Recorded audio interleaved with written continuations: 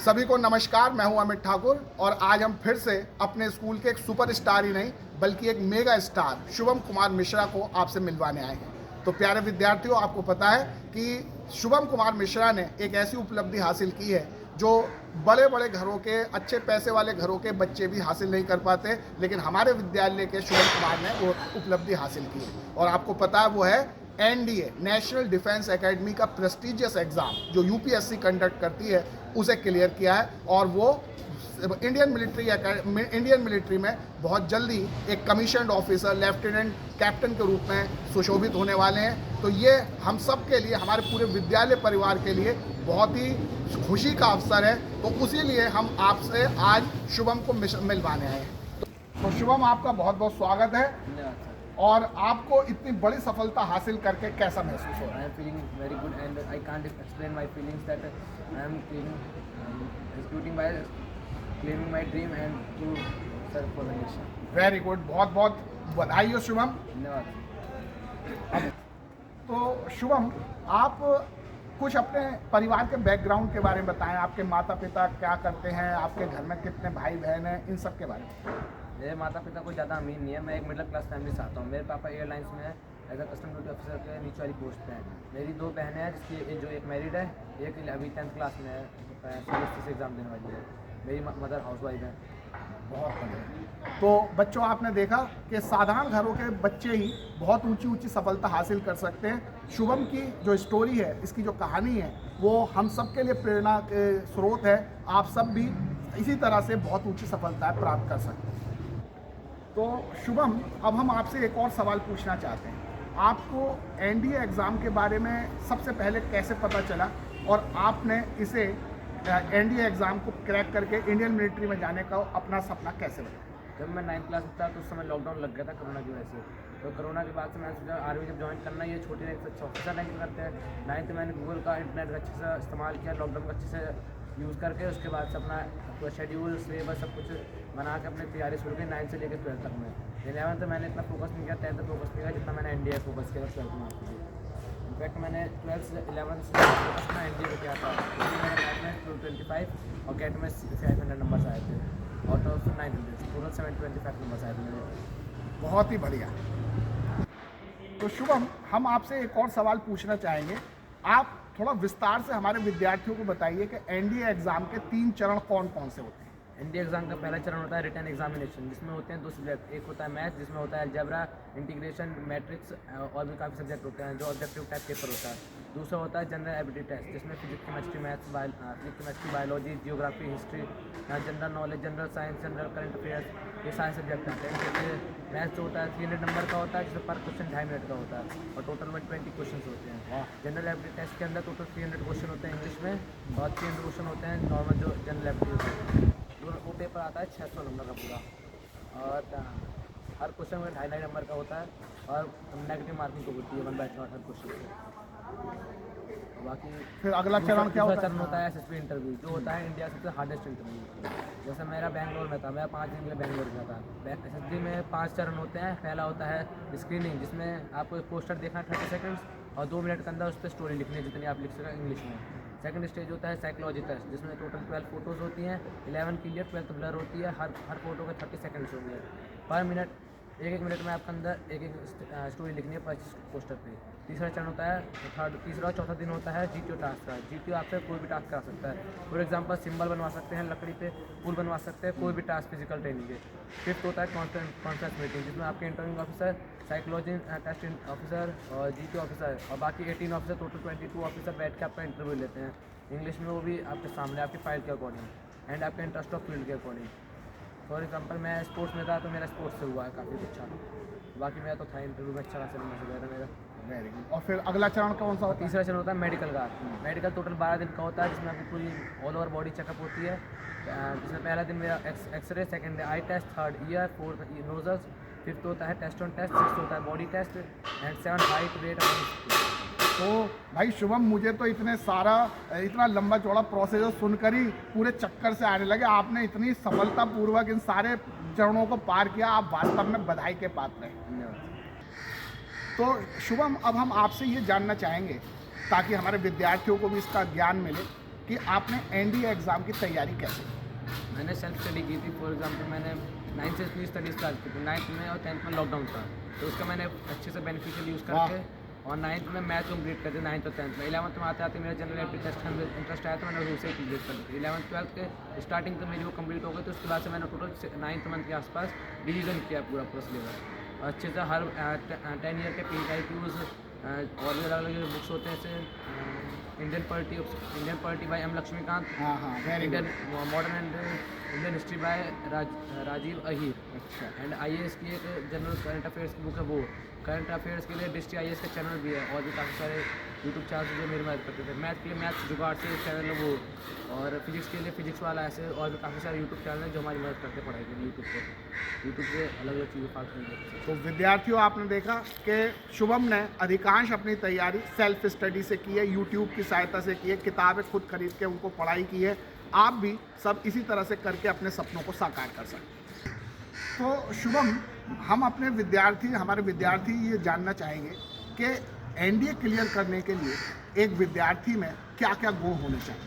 First of all उसके अंदर एक ऑफिसर वाली स्पिरिट होनी चाहिए, अपना देश के लिए देश के लिए मर मिटने का जज्बा होना चाहिए, और बाकी उसमें पढ़ाई की होनी चाहिए, और उसके अंदर स्किल भी होने चाहिए काफ़ी सारे, जैसे फॉर एग्जाम्पल फिजिकल्स के, मेंटलिटी और स्पीड्स होनी चाहिए, लैंग्वेज का, on the spot situation handling का होना चाहिए स्किल, और भी काफ़ी सारे होने चाहिए नॉलेज, जिससे वो देश के लिए कभी भी एक बटालियन में उठा लीड करने जा रहा है।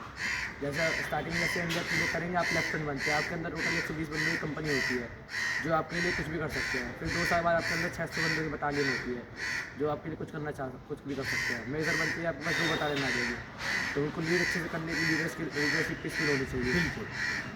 तो विद्यार्थियों, आपने देखा कि एक एनडीए क्लियर करने के लिए, एक ऑफिसर बनने के लिए जो OLQ यानी ऑफिसर लाइक क्वालिटीज़ होनी चाहिए, वो क्या होनी चाहिए, और ये सब आप में अगर हैं, आप में अगर जज्बा है, आप में ये योग्यता है, तो आप भी इंडियन आर्मी में एक ऑफिसर के रैंक पर जा सकते हैं। तो शुभम, अब हम आपसे आपकी डेली रूटीन के बारे में जानना चाहेंगे। आपने अपने स्कूल की पढ़ाई और साथ साथ एनडीए की तैयारी एक साथ कैसे की?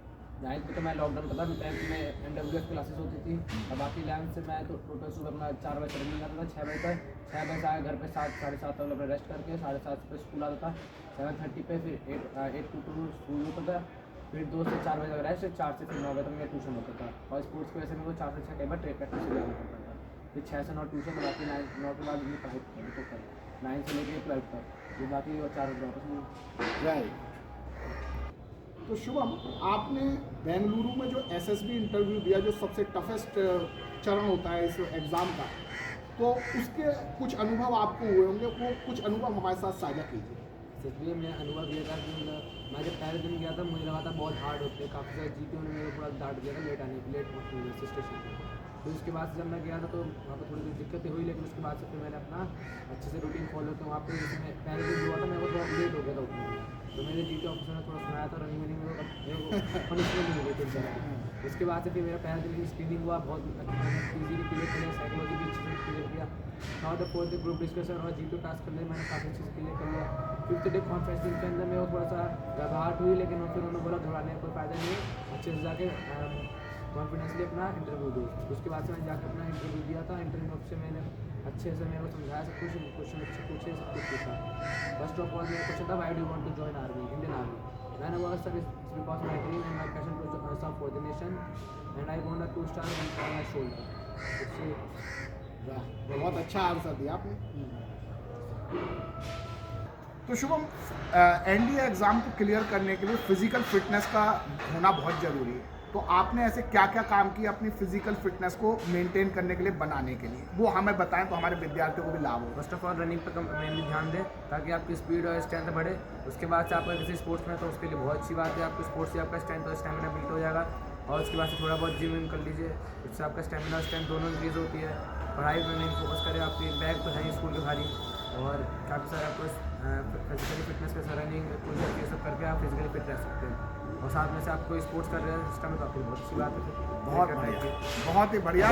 तो विद्यार्थियों, आप भी अगर इन सब चीज़ों को फॉलो करेंगे तो आप भी फिजिकली फिट होंगे, जिससे आप एनडीए जैसे प्रेस्टिजियस एग्ज़ाम को क्लियर कर सकें। तो शुभम, अब हम आपसे अपने स्कूल की कुछ बातें करते हैं।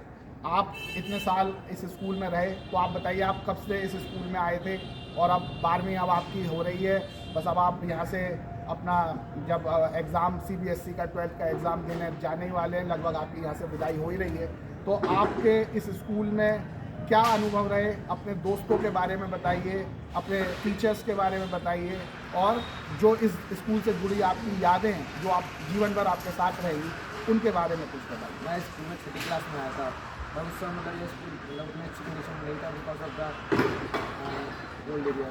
उसके बाद से ये स्कूल धीरे धीरे और अच्छा खासी इन्वेस्ट हो गया, जब से हेमचंद सर आए हैं, और उसको मेरे पहले क्लास टीचर थे पुनिया सर, 6 से 8 क्लास तो मेरे क्लास टीचर रहे थे, और 9th में मेरे सब्जेक्ट टीचर रहे थे।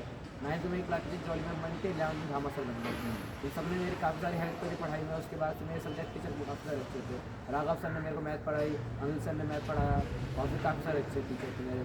हमारे इंस्ट्रूमेंट साहब जो हैं वाशनी सर, उन्होंने मेरे पास टिप्स दी, पीयूष सर हमारे इकोनॉमिक्स के टीचर, उन्होंने मेरे पास टिप्स दी, और उसके बाद से मेरी काफ़ी सारी ऐसी यादें बनी हैं जो मतलब मैं भूल नहीं पाऊँ स्कूल से। Very good. अपने दोस्तों के बारे में बताइए, कुछ दोस्त आपके कौन कौन से रहे यहाँ?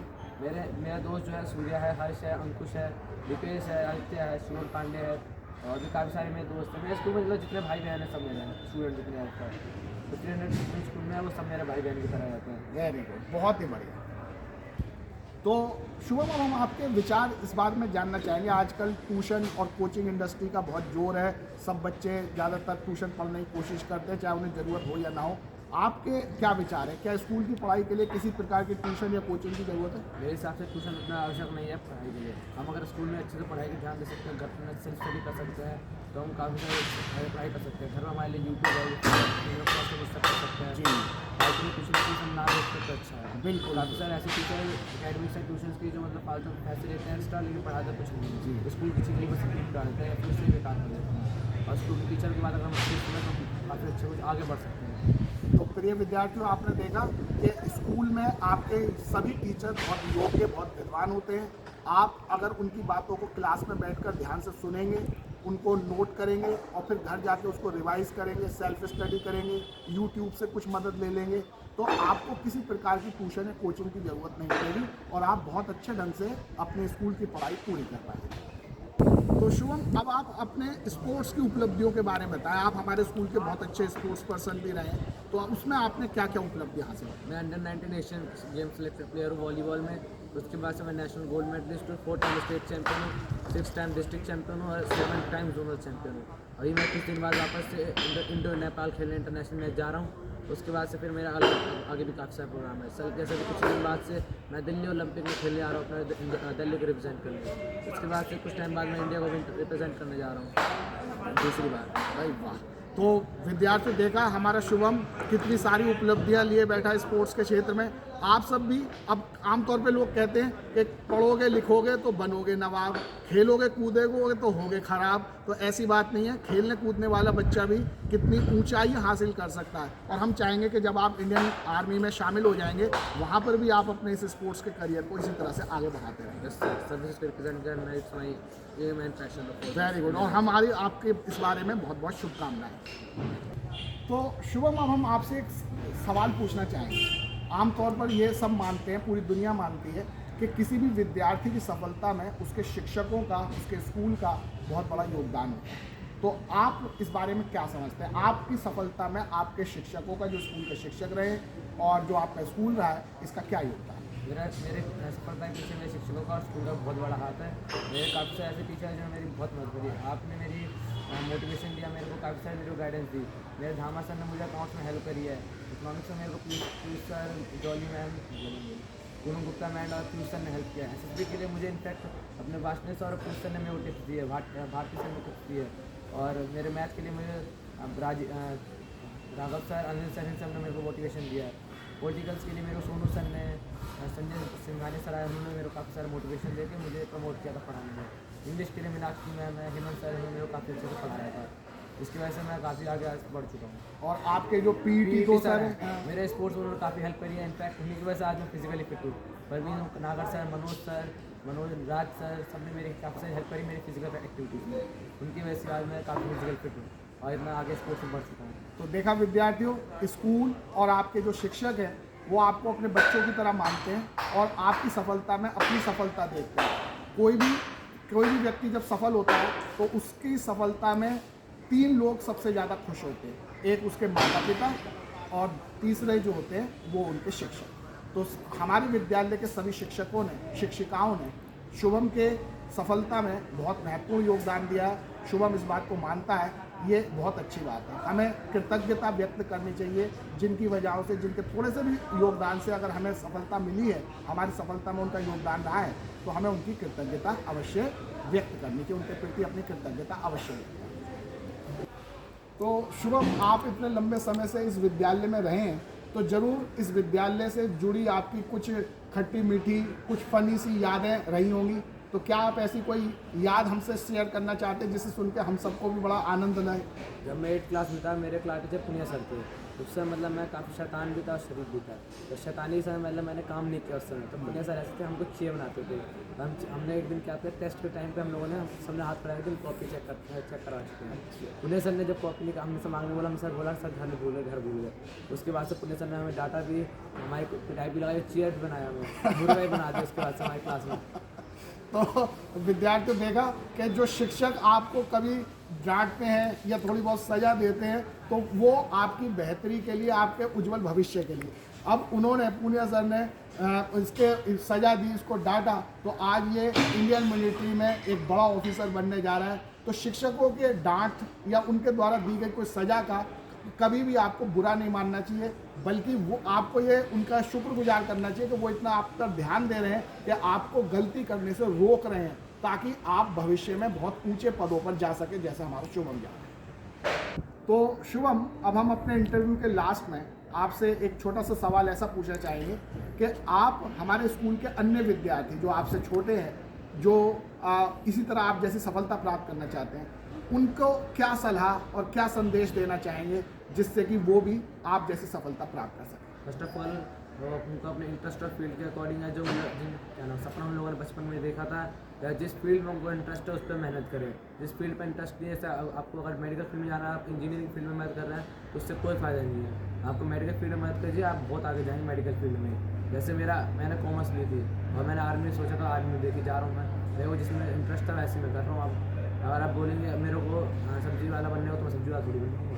मेरे इंटरेस्ट ऑफ फील्ड जब आर्मी है, तो इसके अकॉर्डिंग जिसमें अपनी इंटरेस्ट ऑफ फील्ड, अपनी स्ट्रीम अच्छे से पढ़िए, सेलेक्ट करिए, टीचर की बात माने, गाइडेंस से सुनिए और फालतू चीज़ से दूर रहें। आप बहुत आगे जाएंगे सक्सेसफुल लाइफ में। तो शुभम, आपसे बात करके हमें बहुत अच्छा लगा, और हमारे सारे विद्यार्थी जब आपका ये इंटरव्यू देखेंगे तो उन्हें भी बहुत कुछ सीखने को मिलेगा। और अब हम एक बार पुनः पूरे विद्यालय परिवार की ओर से, जिसमें हमारे प्रधानाचार्य, उप प्रधानाचार्य, सभी शिक्षक और सभी विद्यार्थी, पूरा परिवार जो हमारा विद्यालय का, वो सब बहुत तहे दिल से आपको शुभकामनाएं देता है, हार्दिक शुभकामनाएं देता है। आपने इतनी अच्छी सफलता प्राप्त की, और हम चाहते हैं कि आप इसी तरह से, केवल अब ये तो आपकी शुरुआत है, अभी एनडीए क्लियर करके जब आप इंडियन मिलिट्री में जाएंगे तो आप लेफ्टिनेंट कैप्टन बनेंगे, ये आपकी शुरुआत है। हम चाहते हैं कि आप निरंतर ऐसे ही ऊंची तरक्की करते रहें, और एक दिन आप थल सेना अध्यक्ष ही नहीं, बल्कि chief of defence staff CDS का जैसा सबसे महत्वपूर्ण पद जो है भारत का रक्षा का, वो भी हासिल करें। तो हम पूरे परिवार की, हम पूरे विद्यालय परिवार की आपको बहुत बहुत हार्दिक शुभकामनाएं। Thank you sir.